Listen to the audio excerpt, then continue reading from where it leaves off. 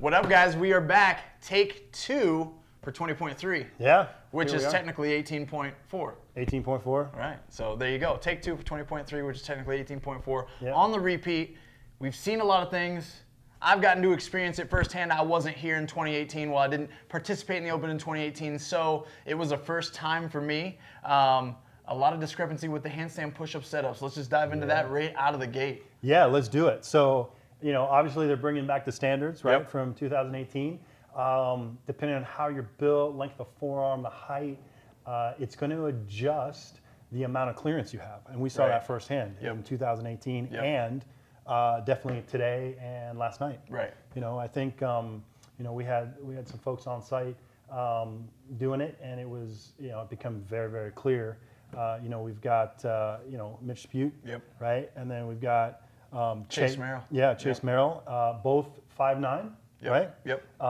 And what you'll notice is their, you know, their clearance over that line is very, very different, right? Mitch barely reaches the line. I mean, he clears it, right? But you compare that to Chase, where he's 2-3 inches over the line. Big difference. So I think, you know, there's a lot of you out there probably struggling. What advice do you have, you know, for maybe the Mitch Sputes of the world that, you know, need to maybe adjust their style to meet that standard, or at least, you know, increase or decrease the effort, right, in those handstand push-ups? Yeah. I mean, yeah. First, I can speak to the fact that I'm still kind of dumbfounded that we're doing this, honestly, right? True, like that we have this standard because of the fact that, like, we have these two 5'9", roughly 5'9" individuals. One's forearm from knuckle to elbow is 16 inches, or no, I'm 16 inches. That was mine. One of theirs is 14, and the other's like 15. Yeah. So it's still like, man, how can this discrepancy exist? How does it play out if they're the same height? Because then clearly you've got to consider the length of someone's humerus, and it's like, oh my gosh, all these variables that seem like, yeah, it puts an unfair emphasis for some people. And my answer to your question, Nick, is that a couple things, right? If you find yourself that you're the athlete, when you set this thing up and you immediately kick up to that handstand hold, like, hey, check me out, friend, or you got it on the video and you notice your heels barely clear the line. A couple things need to cross your mind. Like, first of all, where's your hand placement when it comes to being narrow or being wide? Because there's no set distance, it's very tempting to want to widen your hands, right? Like, widen my hands, but then of course that's going to shorten the distance of your heel clearing that line, potentially leaving you shy. So you've got to first establish exactly where you want your hands to be. If you're barely over that line, they're just going to have to be more narrow. That's just the way you got to deal with this and kind of mitigate or troubleshoot as you go. Another thing is that you can't be too far from the wall. Yeah. Right. And it's very easy that as you start to fatigue, you want to kind of like almost, you know, go a little bit deeper into your kip, so your knees kind of come a little bit closer to your chest. Your butt wants to come a little bit further along the wall, so you naturally kind of want to pull your hands back a little bit. Can't do that. Got to stay as erect as possible so that you can continue to get that clearance over the line. And then I think another thing to consider is clearly, like, literally the tension within your midline and how you're breathing through these reps. So while I'm not encouraging you guys to lock out reps and then hold them at the top, because I think you're wasting a lot of energy, right? You did talk a lot about that, right? Yeah. I will encourage you, however, to make sure that at the top of each rep, you're almost like thinking tight breath, right? Like when you're breathing, it's when you're moving, but at the top, you do tense up at the top so that you can at least make sure that you're not too flat or too kind of flimsy almost through your midline where you're losing height, right? The more length that you lose, the more difficult it's going to be to have those reps. Yeah, 100%. So I think I was thinking about a general rule, right? I think obviously it's, you know, this could fit into that skill basket, right? Where you got to find the sweet spot for you. Hand placement, distance from the wall, things like that. But I think in a setup, right, while you're setting up, you want to give yourself at least an inch over that line. So because fatigue, you know, breathing, all that's going to affect even just a little adjustment while you're fatigued during this workout, you're going to just reduce that a little bit. So to give yourself a little bit of margin of error, I would set up hand placement, distance from the wall so you have that inch, right? All of it. And don't forget to pull those toes down, right? That's going to lift those heels up. It's going to help you. So definitely make sure to pay attention to the standards that they want you to measure and how they want you to show it, because you know, they're being a little bit more strict this year, so you don't want to lose out on points, you know, or even a score, right, because of something you didn't show, or just maybe the way you measured didn't exactly. Yeah. Just do it right. Be thorough, do it right. It's better to never have any second guesses. When they ask you to submit a video, you want to feel confident in your effort and that your score reflects exactly what you were capable of and not something different, you know. So that kind of does it for the handstand push-up, right? Like that's it. It's set up. People are we're dealing with this, guys. You got to be. I would say one thing from a game day or game time perspective. It's like you're gonna have a great position that feels great early. Right. Most people aren't going to be in that same position as you finish your set of 15 and start your set of 9 on the handstand push-ups. It's your ability to have that mental clarity and refocus and reset after a no rep or two, gather yourself, and start to execute the way that you need to. So I think a lot of times the success and failure within a workout like this is your ability to just troubleshoot amongst the chaos, right? Like my heart rate's up, I'm failing reps, my hands are tired, my grip is losing, my back's tired, it's hard for me to keep, like all this long list of things. It's just focus on the moment, gather yourself, stay to the fight, get the reps, make them count, and advance forward. Yeah, and I think lean on your judge, right? I think what we saw in 2018 is, and I think it's maybe the I don't know, the style of some judges where they're just giving you reps because they want to see you succeed, right? Sure. It's not that you're getting a no rep and they're calling it, but have your judge help you out, right? If they notice that your hands are just getting a little bit further apart, or if just through fatigue, right, you're just really close to that line, talk with your judge ahead of time and just, set up some cues. Maybe just bring your hands in a half an inch on each side. It's going to make a huge difference. Absolutely. Yeah. Yeah, small things go a long way. 100%. So now we're talking about the deadlift. Yeah. Because, my thing is that, guys, I experienced this workout, and I truly wasn't prepared even for how heavy that 315 felt, and specifically for the first 10 to 11 repetitions in the set of 21. Like, literally, for me, I paced the first portion. It went pretty darn well, got to that 315 bar, and in my mind, I was going to pick it up and do thirds, or maybe do a large set and then 2 smaller sets, right?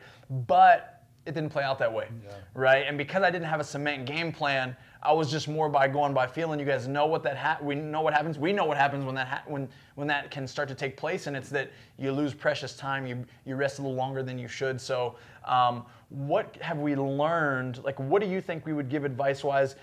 Compared to where we were at last night. What would you say to an athlete after seeing it executed? Yeah, I think it's in line with a little bit of what we talked about last night, right? Is just don't underestimate and don't take for granted the Diane portion, right? With yes. The lighter deadlift. That is going to accumulate. And like you described, right? Getting into those first, half a dozen reps into that heavier bar, it's going to feel heavy. So I just say wrap your mind around that. Don't let it surprise you. Don't let it put a mental roadblock into your plan, right? And so I still think that going conservative on Diane, right? Making sure that it is a little bit slower so you can actually build momentum through the second half of this workout is going to be the key to success, no matter who you are, whether you're searching for that elite spot or if you're just trying to get the first 5 feet of handstand walking in this workout. So yeah, I agree, and I think it's just, again, more conservative than you think you should be on the first portion. I do believe probably more frequently dropping the bar. I wouldn't go as far to say, and we did get this question in last night's post about our tips and strategies, like, would you drop it every single time? And when you consider dropping it every single time, I don't believe that there's a lot of value there unless you've been training that way specifically for a while. Especially with the barbell at 225, to stop and restart that for 45 consecutive repetitions before we get into a heavy deadlift. I'm not sure if that's the way to go.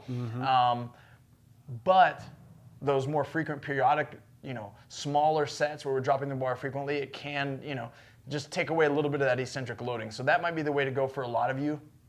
And then I do believe that wearing a belt is going to be beneficial for a lot of people. For a lot of people, for sure. I think that the way I would characterize this workout is, like you're talking about, being patient in that first half, right? Like pacing, like force yourself to not ride that momentum, right? But in the second half, I think that momentum is the key. So whatever strategy you have, it has to be keeping you moving, right? And I think that's where the belt kind of comes in, right? If your midline is getting really tired, your erectors, all that's kind of firing up, having that belt, might allow you to kind of keep that momentum, right? Right. Yeah, tremendously. And for me personally, I had the belt on the entire workout, didn't mess with it, didn't tighten it. It was very loose for the first portion. Right when I addressed that 315 bar, tightened it a little bit, kept it the same firmness throughout the rest of the workout. Didn't play with it, I felt like it even kind of helped me deal with the fatigue and the handstand walking, right? Like, bracing is a whole nother thing when you're trying to breathe, and so I could still breathe while I was upside down, but I felt like I could focus more on my arms and kind of bracing through my midline even to get upside down. So I believe there's tremendous value there as well. Guys, this workout, that second part just involves some grit. You know, it really does. It's gonna be difficult. It's a little bit of a nasty sensation. That's where it becomes more metabolic. That's where you've got to address the bar and just pick it up. And don't be afraid to understand that there is going to be a battle mentally at one point where you're going to address that bar a couple times as it gets heavy, and you're going to say, oh, I'll just do 2 instead of your game plan, which is 4, or I'll just do 5 instead of your game plan, which is 7. Hold on to the barbell, stay true to your game plan. It's going to be the best accountability partner, unless, of course, your coach is there screaming in your ear the whole time, which that helps a lot too.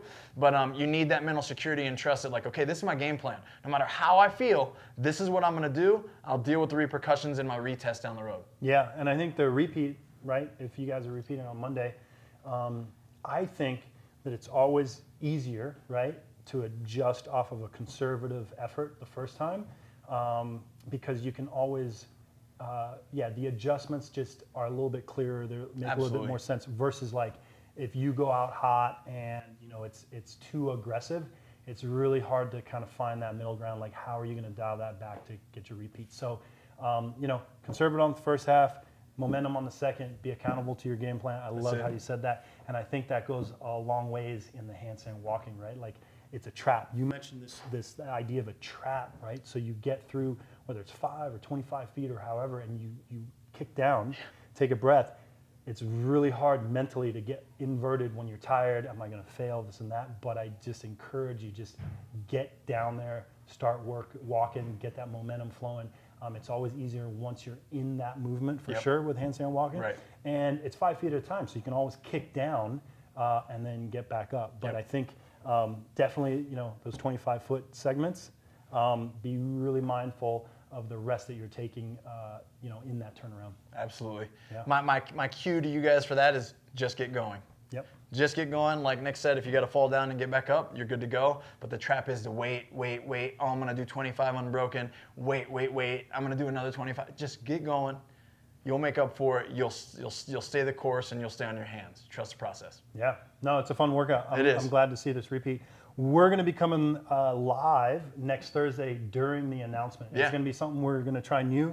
We have a lot of conversation, a lot of banter as we're watching it. So if you're interested in that, there are some things that we discuss that we don't really put into the videos. Yeah. They're a little bit more geared towards the folks we coach, the brutes, and the programming that we set up throughout the week to make sure that they're successful. So if you want some insight into just that back end stuff, tune in. We'll be here. It'll be fun. You can catch us on the IG, and then hey, I'll tell you guys what. I got some sore butt cheeks from 20.3, so anticipate your glutes being a little bit lit up, probably with lower backs. Make sure you're recovering appropriately right after you do it. Carb up, fuel up, rest up, and then crush this thing on Monday. Hell yeah.